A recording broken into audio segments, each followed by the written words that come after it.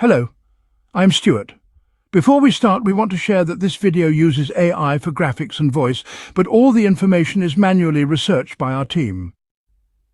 Here in the video, we will share the details for the Xfinity error code Xre-06014.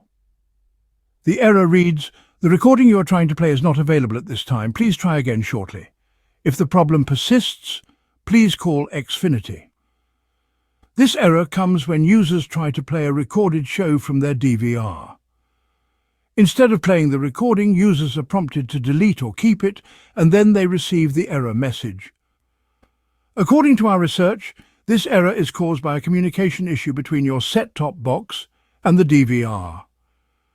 The first thing you should try is to check all the connections between your TV box and the connected television.